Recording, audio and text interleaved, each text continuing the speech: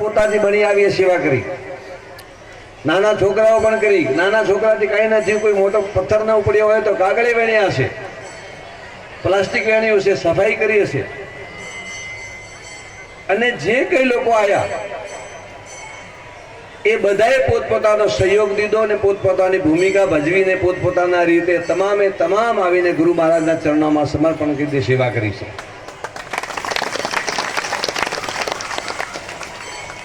એ સેવા કેવી રીતના થાય છે?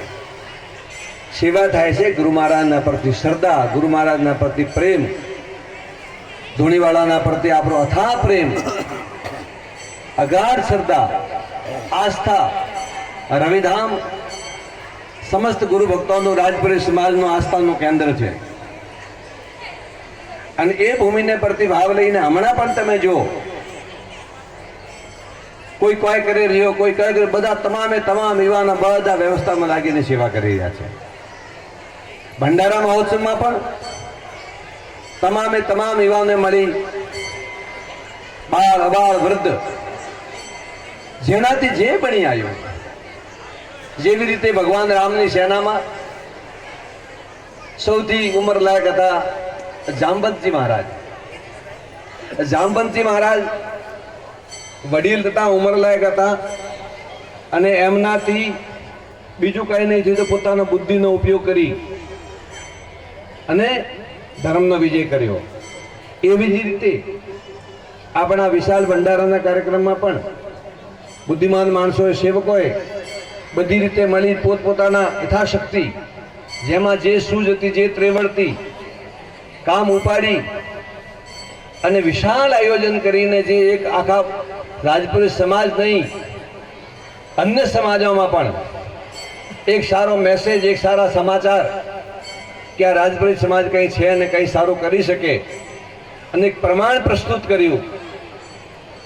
દૂર દૂર સુધી ગુરુ મહારાજની પ્રભાવના, ગુરુ મહારાજના દેશના, ગુરુ મહારાજનો સંદેશ પહોંચાડ્યો. અને આશીર્વાદ રૂપી બધા આપણે નિહાલ થઈ ગયા. અને એ કાર્યકર્તાઓએ પોતાની રીતે તમામે તમામ જેને જ્યાં મળ્યો, જે સેવા મળી, કોણ મોટો કોણ નાનો, ઉપાડી દીધી. એ કાર્યકર્તાઓને, એ ગુરુ ભક્તોને, એ સેવકોને, એ 32 રાજપુરી સમાજને અને સમસ્ત ભારતમાંથી આવેલી સમસ્ત રાજપુરી સમાજને, ગુરુ ભક્તોને ખૂબ ખૂબ આશીર્વાદ પાઠવું છું. ભગવાન આપને દીર્ઘાયુ આપે, આપનું આયુષ્ય લાંબુ થાય, આપ નિરોગી બનો. તો ક્યારેક ક્યારેક આપણે ખુશ લાગુ, ક્યારેક ક્યારેક થોડો વિચારમાં લાગુ. હું વિચારમાં નથી હોતો, હું ઊંડાણમાં જાઉં છું. વિચારમાં અને ઊંડાણમાં ફરક છે. કોઈ ચહેરો મારી સામે આવે, એને જવાનીનો ચહેરો જોયો હોય, પછી આ ધોળી દાઢી આવે જો, તો આપણને એમ લાગે કે દેખો દિવસે દિવસે દિવસે દિવસો ઘટી રહ્યા છે. આપને હું કહેવા માંગુ છું, આજે ગુરુ પૂર્ણિમાના પર્વ ઉપર આપણે આવ્યા છો. ગુરુ પૂર્ણિમા આપણા હિન્દુ ધર્મમાં, સનાતન ધર્મમાં ગુરુ શિષ્યની જે પરંપરા છે. ગુરુ મહારાજ ચાતુર્માસ જતા પહેલા, પોતાના સાધનામાં, તપ સાધનામાં જતા પહેલા, અષાઢી પૂનમનો દિવસ અને ચોમાસું બેસે એ પહેલા બધા સેવકો અને ભક્તોને મળી અને આશીર્વાદ આપી અને ચોમાસે જતા હોય છે. આ પરંપરા હાલી આવી છે લાડલા 2-2.5 વર્ષથી. પહેલા નદી નાળા હોતા, ચોમાસામાં તમે આગા પાછા ના થઈ શકો, સાધના ન હોતા, તો છેલ્લે છેલ્લે ગુરુ પૂર્ણિમાનો મેળો કરીને બધા છૂટા પડતા. અને ધર્મનો ઉપદેશ, આશ્રમોનું નિર્માણ શાના માટે થયું? આ મઠોનું નિર્માણ શાના માટે થયું? મઠ શું કામ બનાવ્યા? ગિરી, પુરી, ભારતી, પર્વત, સાગર, વન, અરણ્ય, તીર્થ, આશ્રમ, સરસ્વતી, પૂરા ભારતની અંદર નાથ, તમામે તમામ આશ્રમ, મઠ, આ બધા શાના માટે બન્યા? આ બધા ધર્મની રક્ષા માટે અને ધર્મના પ્રચાર પ્રસાર માટે. આશ્રમનો એક જ ઉદ્દેશ્ય છે, મઠોનો એક જ ઉદ્દેશ્ય છે કે માનવ જાતિ, મનુષ્ય જાતિ ધર્મથી ભટકી ન જાય, ધર્મથી ચૂકી ન જાય. એ માટે મઠોની સ્થાપના થયેલી છે. ભગવાન જગતગુરુ આદિ શંકરાચાર્ય બહુ વિચારીને ચારે દિશાઓમાં ભારતના ચારે ખૂણે પૂર્વ પશ્ચિમ ઉત્તર દક્ષિણ ચારે મઠોની સ્થાપના કરી અને જગ્યા જગ્યા મઠ બનાવ્યા, ગામે ગામે મઠ બનાવ્યા. ગામના લોકો દર્શન કરે, ગામના લોકો ધ્યાન શીખે, ગામના લોકો સત્સંગ કરે અને સારા સંસ્કાર મળે એ માટે મઠોનું આશ્રમોનું નિર્માણ થયું છે. અને તમને સત્યથી વાકેફ કરાવે, અમારું ફરજ તમને સત્યથી વાકેફ કરાવવાનું. તો તમે જ્યારે જ્યારે ગુરુ પૂર્ણિમા પર આવો છો ત્યારે હું તમને જોઉં છું, મને લાગણી પણ ખૂબ ખુશી થાય. તમે બધા આવો છો, મળો છો, તમે મળો એટલે મને ખૂબ ખુશી થાય. પછી પાછું ક્યારેક ક્યારેક આવું ઊંડાણમાં જાઉં ત્યારે મને આવું મનમાં થાય કે આ માણસનું જીવન બહુ ટૂંકું છે. ये तन विष की बेलड़ी गुरु अमृत की खाण, शिष्य दिए सदगुरु मिले तो भी सस्ता जान. ગુરુની જે કિંમત છે મનુષ્યના જીવનમાં, એ કિંમત અપરંપાર છે, એક અમોલોક છે. કોઈ ગુરુનો ઉપકાર જે માણસના જીવનમાં છે, ગુરુ સિવાય મુક્તિ છે જ નહીં. ગુરુ સિવાય મુક્તિ નહીં, ગુરુ સિવાય યુક્તિ નહીં, ગુરુ સિવાય કાંઈ છે જ નહીં. જે છે એવો ગુરુ છે. એટલે તો કેવું ને, ગુરુ બ્રહ્મા ગુરુ વિષ્ણુ. આ મેં નથી કહ્યું, વેદ પુરાણ કહી રહ્યા છે. હું વાત કરું આ વેદ પુરાણની વાત કરી રહ્યો છું. ગુરુ બ્રહ્મા ગુરુ વિષ્ણુ ગુરુદેવો મહેશ્વર. બ્રહ્મા બી ગુરુ. હવે એટલી હિંમત કોનામાં? બીજા ધર્મમાં ના થઈ શકે. આ સનાતન ધર્મ, હિન્દુ ધર્મ બહુ વૈજ્ઞાનિક પદ્ધતિનો ધર્મ છે.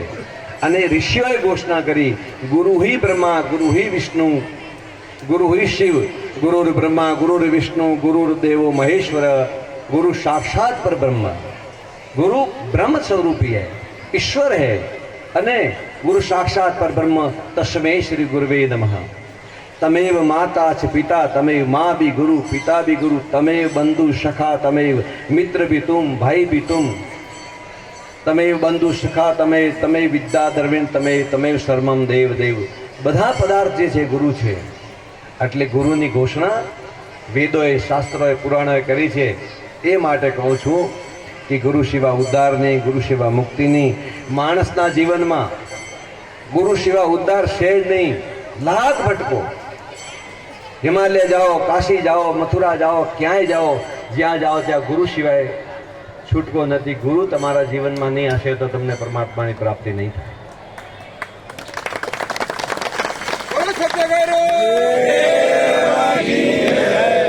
તમને તમારી શિષ્યતા કામ લાગશે, ગુરુની સામર્થ્ય કામ નહીં લાગે. તમને તમારી પાત્રતા કામ લાગશે. તમારામાં પાત્રતા કેવી છે. સ્કૂલમાં એક માસ્ટર ભણાવતો હોય, ભણવાવાળા 10 વિદ્યાર્થીઓ, એક વિદ્યાર્થી એમાંથી કલેક્ટર બની જાય ને એક વિદ્યાર્થી કાંઈ નથી બનતો. એ એને લીધું, પ્રસાદ રૂપમાં લીધું તો બન્યું. એટલે ગુરુ સિવાય મુક્તિ નહીં. પરમાત્મા રોજ મળે. આપણે મંદિરમાં દર્શન કરવા જાઓ ને, ભગવાનના આપણે રોજ દર્શન થાય. ભક્તિ કરો, ભગવાનના દર્શન થાય. હું ઘણી વાર કહું છું, રામકૃષ્ણ પરમહંસ દેવ ભક્તિની પરાકાષ્ઠા રામકૃષ્ણ પરમહંસ દેવ સ્વામી વિવેકાનંદ ગુરુ મહારાજનો એક પ્રસંગ છે, ઘડી બારે ઘડીએ કહું છું. અને એવી ભક્તિ કે એમના જેવો કોઈ પૃથ્વી ઉપર ભગત નથી. એવા મહાન ભગત રામકૃષ્ણ પરમહંસ. અને મા ભગવતીની, મા કાળીની ઉપાસના કરી.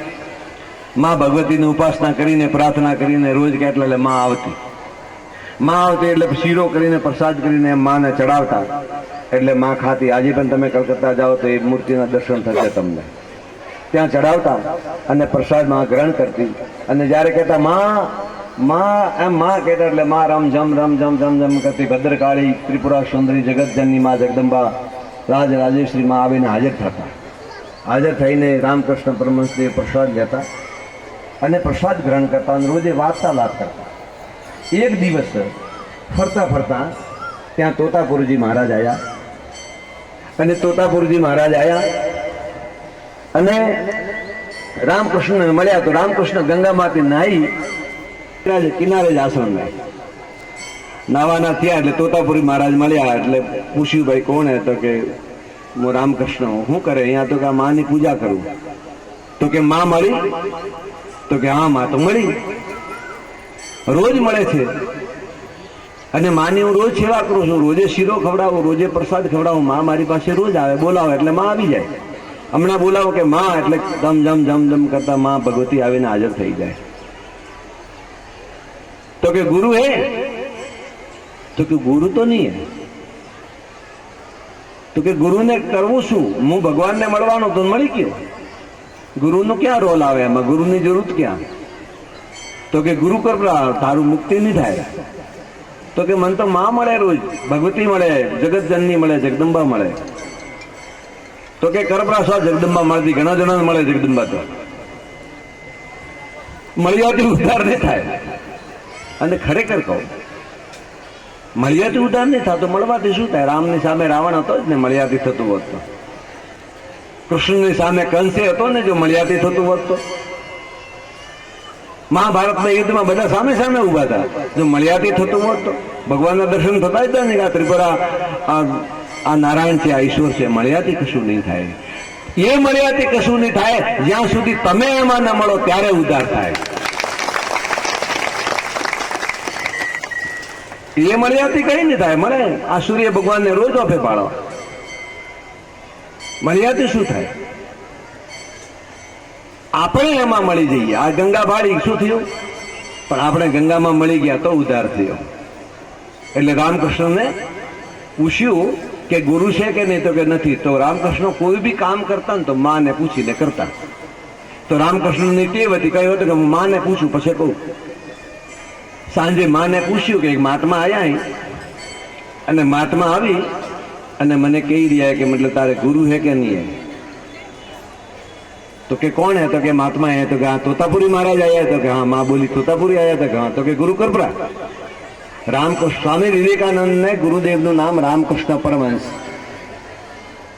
જેને પૂરા સનાતન સંસ્કૃતિનો પરસમ ફેરાયો એવા સ્વામી વિવેકાનંદ, અને એમને ગુરુ પ્રતાપ રામકૃષ્ણ પરમહંસનો, અને રામકૃષ્ણ પરમહંસને ગુરુ પ્રતાપ તો તોતાપુરીજી મહારાજનો. તો તોતાપુરીજી મહારાજ આવીને ત્યાં આયા ને કહ્યું કે ગુરુ કરપરા. ત્યારે કે માં મળે, ગુરુની જરૂર છું, પરમાત્મા મળી ગયા, જરૂર છું. ચલો કહ્યું કે જરૂર હે. માં બોલી કે જરૂર તારે હે ગુરુની, તું ભલે મને મળ્યો, પણ મુક્તિ દેરાવી મારા આત્માની. જીવની જો મુક્તિ કરવી હોય, આવાગમનમાંથી જો છૂટવું હોય, તો ગુરુ સિવાય ઉદ્ધાર નહીં, ગુરુના ચરણમાં જવું પડશે. ગુરુના ચરણમાં જવું પડશે. અને તોતાપુરજી મહારાજ ગુરુના ચરણમાં જાય અને ત્યાં બેસે, અને બેસીને એમને જ્યારે દીક્ષા આપવાની હોય ત્યારે તોતાપુરજી રામકૃષ્ણ ઠેઠ પૂગવા આવ્યા હતા. પરમાત્માના દરવાજા ઉપર ઠેઠ પૂગવા આવી ગયા હતા. પોકવા થયા, પણ પ્રવેશ નહોતો થતો. પ્રવેશ ગુરુ સિવાય નહીં થાય. અને મા ભગવતીની કૃપા થઈ, માની સેવા કરી, જગદંબાની સેવા કરીને એના પ્રતાપે, મા કાળીના પ્રતાપે ઘરે બેઠા ગુરુ આવ્યા. અને ઘરે બેઠા ગુરુ આવી અને ત્યાં પછી ઉપદેશ કર્યો. તો જ્યારે પોતાના સમાધિમાં, આ રામકૃષ્ણ જીવનનો પ્રસંગ છે, સમાધિમાં જ્યારે બેસાડે કે હવે પરમાત્મામાં પ્રવેશ કરાવો, ત્યારે માનો ચહેરો યાદ આવી જાય. જીવનભર માં કર્યું હોય, રાત દિવસ પૂજા કરી હોય, એટલે માનો ચહેરો યાદ આવે. એટલે સમાધિમાં જવાય નહીં. તોતાપુરજી મહારાજ કે વેળા મત કર, મારે બીજે જવું હવે, ફટાફટ તું પ્રવેશ કર સમાધિમાં. તો કે ગુરુ મહારાજ કરો તો ખરી, પણ માં વચ્ચે આવી જાય છે, એટલે મારા મનના સંકલ્પો પૂરા નથી થતા. તો કે માં કેમ વચ્ચે આવી જાય છે? તો કે જીવનભર માની સાથે રહ્યો એટલે માં વચ્ચે આવી જાય છે. કોઈ હિંમત અકલી ન કહી શકે ગુરુ સિવાય, ગુરુમાં એટલી શક્તિ છે. તો કે માં વચ્ચે આવે તો કે હટાવી દે માને. તો કે ગુરુ મહારાજ વચ્ચે આવી રહી છે, શું કરવું? તો કે લે તલવાર और માં કે ટુકડે કરી દે. તમે બીજા અર્થમાં વાતને ન લેતા. કોઈ કાપી કૂપીને કે માનો ટુકડો કરવાનો બારસીએ કયો એવો, હા બધું ફેશન આલી અડધો અડધો કરવાની, આગળ પાછળનું. માનસિક કલ્પનાની માની વાત કરું છું કે જ્યારે ધ્યાનમાં સમાધિમાં પ્રવેશ કરવા માંડ્યા ત્યારે એને માને કાપી નાખ. ત્યારે રામકૃષ્ણે પછી કાપ કે તો કે તો મારી હિંમત નહીં હાલે, એટલો તો હિંમત મારી નહીં હાલે. પછી તોતાપુરજી મહારાજના પાસે કાચ હતો. એ કાચ લઈને રામકૃષ્ણના માથામાં છેડકો માર્યો. છેડકો મારતા હાથે ચામડી કપાઈ ગઈ, લોહીની ધાર છૂટી. જેવો થોડકો છેડકો માર્યો એવા સમાધિમાં, સંકલ્પમાંથી સીધા સમાધિમાં પ્રવેશ કરી દીધો અને સીધા ભગવાન સ્વરૂપે મેળવી દીધા ગુરુ મહારાજે. સીધો તો એક ક્ષણને लिए વિચાર ગયો મારો અને નિર્વિચારની आई अवस्था અને सीधे सीधो प्रवेश કરી દીધો। तो गुरु जीवन में बहुत जरूरी है। गुरु सिवा मुक्ति नहीं, गुरु सिवा ज्ञान नहीं। તમે કેટલે રાજા હો, તમે મહારાજા હો, કોઈ स्वतः पद है, प्रतिष्ठा है, लेकिन एक જ સ્થાને કે જઈને ગુરુના ચરણમાં બેસે। ક્યાં જોયું કે શિક્ષક નેસે બેઠો હોય, ભણવા વાળો મોટો બોલે એમ અડાણી અંબાણી હોય તો એવું ઊંચો ખુરશી પર બેઠો એવું નહીં। જ્ઞાન નેસે આવે, ઉપર ન ચડે। આપને જ્યારે જોઉં છું ત્યારે મને એક જ વાતનું દુઃખ થાય છે કે આ જીવન બહુ અમૂલ્ય છે। આ પરમાત્માની અનુપમ ભેટ, વર્ષોની તપસ્યા, પરિશ્રમ। કાલે હું અહીંયા આશ્રમમાં ફરતો ફરતો એક વાગડ આવી, સાંજે રાત્રે હું ઉઠ્યો એટલે વાગડ પેલી પેપડી ઉપર પેપો ખાય। પછી મને વિચાર આવ્યો કે આ કેવી ઉડી રહી છે।